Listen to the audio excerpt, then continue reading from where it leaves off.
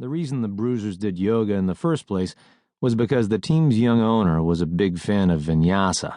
He sure didn't have any trouble holding Ari's poses and always took a spot in the very front row. "I'm good. Feeling stronger," ODoul lied. "Glad to hear it. I think we can beat Boston tonight," the billionaire said, wiping sweat off his forehead with a towel. He was wearing spandex shorts and a t-shirt reading, "Move your asana." 2 game points tonight could really set us up for the weekend. As if ODoul didn't already know that. "We'll make it happen," he vowed. "I think you will," Nate agreed. ODoul hoped so. They needed a third-place finish in the Metropolitan Division to be guaranteed a playoff spot. If they ended up in 4th place, they might squeak into the last spot. It was possible. But, as ODoul's team-issued phone told him every time he pulled it out of his pocket, their playoff spot was not a lock. Kattenberger's sophisticated model projected their chances at 81%.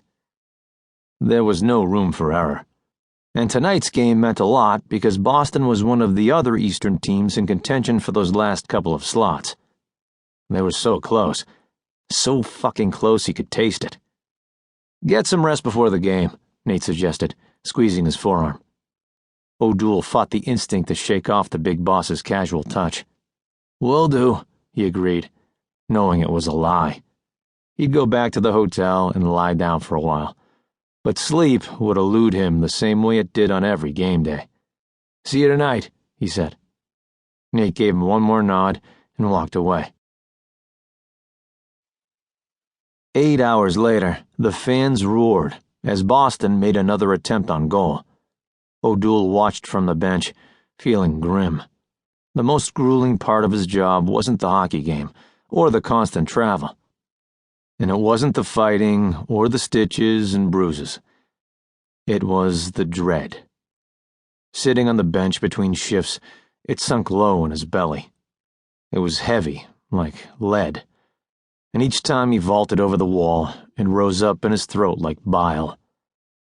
If any team's enforcer ever told you he never felt dread, that man was lying. No human could put his body in the path of a 6'3" scrapper's fist 3 or 4 times a week without anticipating the pain. Tonight's fight had been prearranged in the worst possible way, too. The other team's enforcer, a dick by the name of Tchaikovsky, had called him out last night on social media. On fucking Twitter. "Maybe ODoul won't wimp out on fighting me tomorrow night. Hashtag a guy can hope. Hashtag baby say yes." Of all the dick moves ODoul had witnessed, this one took the trophy. He hadn't responded. Because he didn't even have Twitter. He didn't tweet. Or twat. Whatever. The team's publicist, Georgia, had responded on his behalf. He'd approved a pithy little quote for the Bruisers' Facebook page. "Someone punched me on the interwebs," he'd supposedly replied. "Funny. I didn't feel a thing." He had to admit it was a clever response. A hockey fight was supposed to have purpose. Usually, a fight was payback for a cheap shot that endangered one of his guys.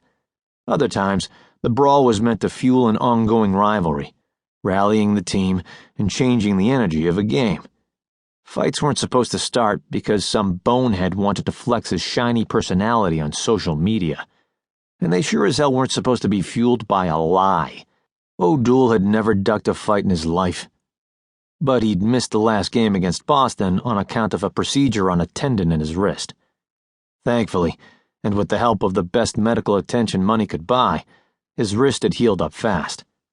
But lately he had a new problem, pain in his hip flexor muscles. It was a low-grade thing, something to watch. But it made him feel a lot less invincible than he was used to. At 32 years old, he was suddenly more conscious of the toll the game took on his body. And the fighting he did for his team made everything riskier. So much could go wrong in those violent 60 or 90 seconds. Still, the hours leading up to the fight hurt worse than a cross to the jaw. As tonight's game wore on, the dread got heavier. He'd already spent the first 2 periods trying to make plays while simultaneously taking it easy on his hip, while trying not to appear